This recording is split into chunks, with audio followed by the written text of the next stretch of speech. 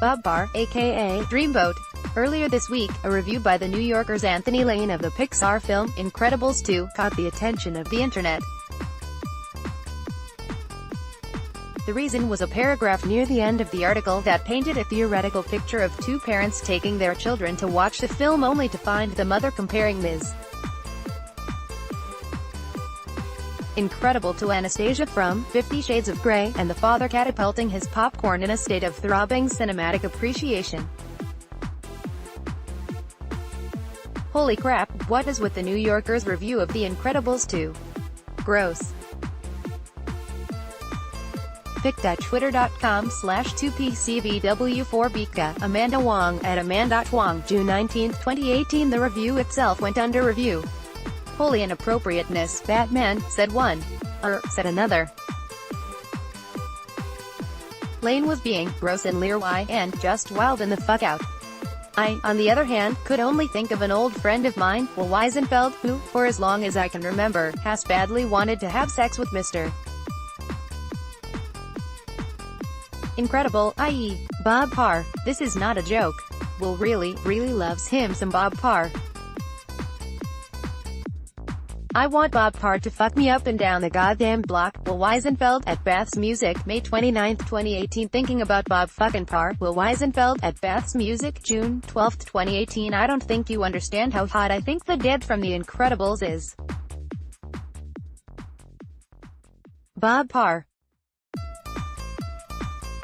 That's my dude. Will Weisenfeld, at Bath's Music, May 7, 2018. Like honestly, Bob Parr is a dreamboat. Will Weisenfeld, at Bath's Music, February 15, 2018. Weisenfeld is a professional electronic musician mostly known by his stage name, Baths.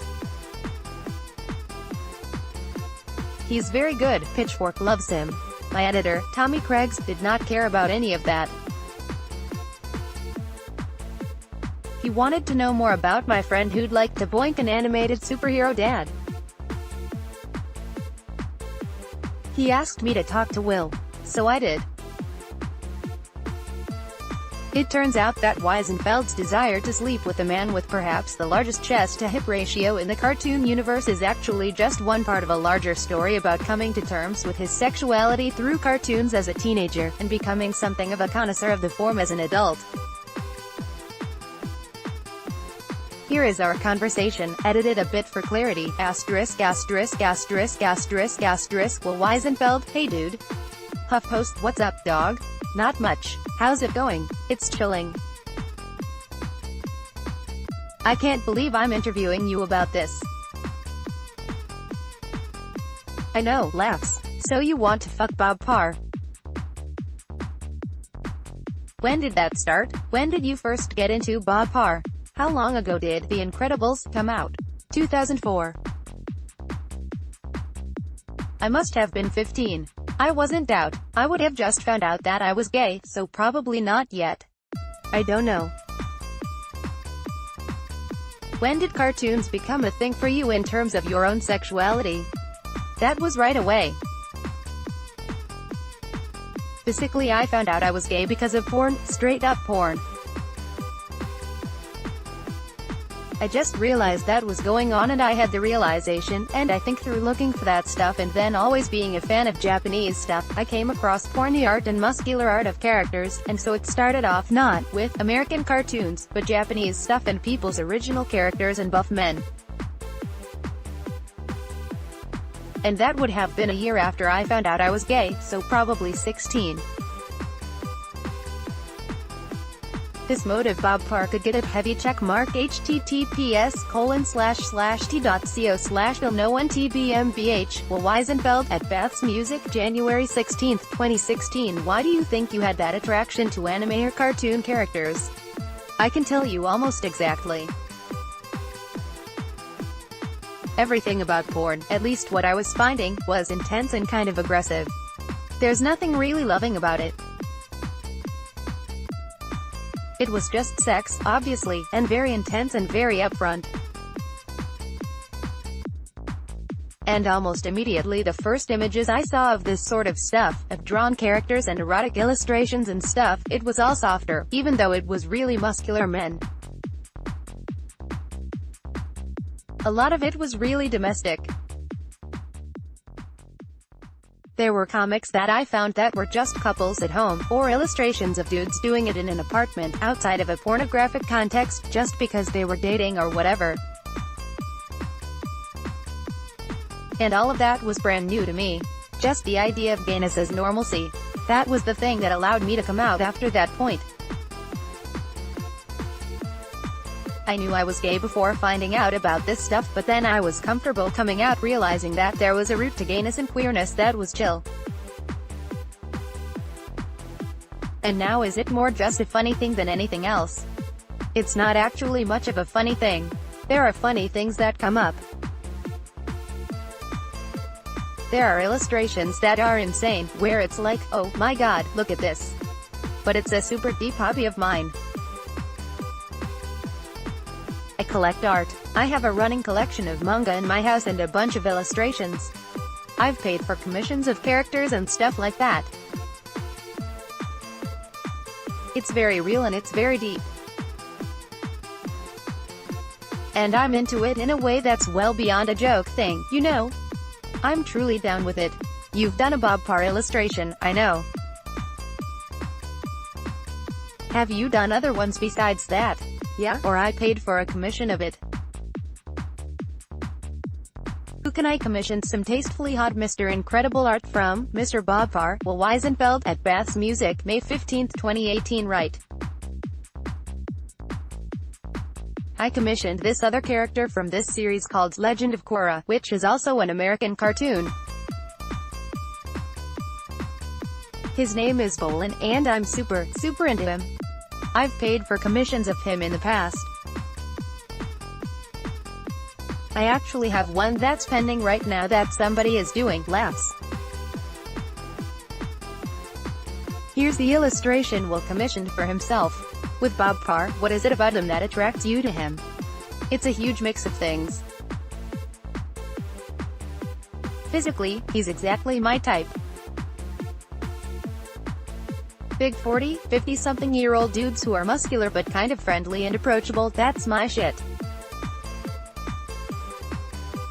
So that, combined with all the stuff in The Incredibles, him being a good dad, meaning that it translates to him being a responsible person and, I don't know, safe.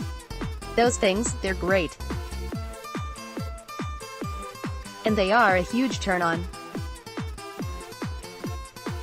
And he's straight, obviously, but you can find comics and illustrations and fan art that people have done that skew it into a fun gay thing, and there's plenty of it with Mr.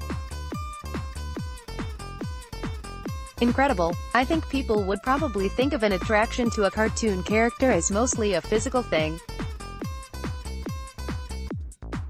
It's interesting that what he's like as a father figure in person wraps up into it. I think that's a thing with a lot of the characters that I'm really into. Bolin also is the same way. He's much younger, but he's carefree and positive and all that stuff. I don't have a thing for villains usually, sometimes I do, but it's usually a physical thing. But I'll obsess over a character if they're almost role model. Why? I'm realizing it now in my brain that a lot of my favorite characters are the role model of the series that they're a part of, or the most rounded and the most mature. Cause I think that it's this weird motivator for myself to try and see myself in that. At Disney Pixar, Home Sweet Crazy Home. Picked out twitter.com/LukeitCow. Bob Parr could get it. Goddamn cool. Will Weisenfeld, at Bath's Music, February 27, 2015. What do you mean? You want to become that kind of person as you age, or you hope to be that kind of person right now? Yeah, exactly, something like that. Just inspiration to live honestly, the way that I'm doing, and stay positive. And a big part of it is keeping in shape, cause all of these stupid cartoons are buff as hell. Laughs. Just looking at it for too long, it sort of works its way into your brain to try and keep doing that. So you're saying that by looking at buff dad cartoon characters, you yourself go, I gotta hit the gym as well, or something? Absolutely, it's fair to put it like that. What are some of the other top characters for you? Looking around my room, there's this character Shiero, who's one of the main characters from the new Voltron series on Netflix. He's literally the dad of the group, and he's buff and mild-mannered and he's just super hot. And then there's this character Daichi, from this show, Haikyuu.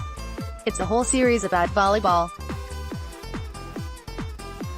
It's a sports anime and it's way better than it should be. It's the most exciting, most intense series I've watched in forever. He's the captain of the volleyball team that the show follows. He's not the lead character, but he's the one that's in charge of that team. Her. A big note, it's problematic because his character is 17, and in the first season of that show, Legend of Korra, that character that I mentioned, Bolin, is 16, and I had no idea watching it. I thought he was 24 or 25. When I found out way later on that in the first season he's 16 years old, I felt so gross. Oh, no. Then, yeah, later on in the series one think he's much older. He ages as the show progresses. I'm attracted to Daichi and Bolin because they act older and more mature than their peers on top of the fact that they're super buff. All these hundreds of artists out there making fan art of them feel the same way. There exists this whole deep fandom in Japan of every single one of these characters. There's this thing called doujin, or doujinshi, and it's like fan comic, and it usually translates to being porny most of the time. But there are doujin that are not and are just narratives that people make up. But they're fan comics, and there's a huge market for it, and there's conventions. The same way you have, I guess, Comic-Con or Anime Expo in the States. There's huge conventions in Japan where all these different artists sell all this stuff and the market for it is much bigger and much more widespread. And so, when I found out about this show, Haikyuu, I was like, is there any art of this dude that I'm into? And it was insane how much of it there was. There's so much, and most of it is not actually sexual. It'll just be a romance novel or a romance movie or something like that.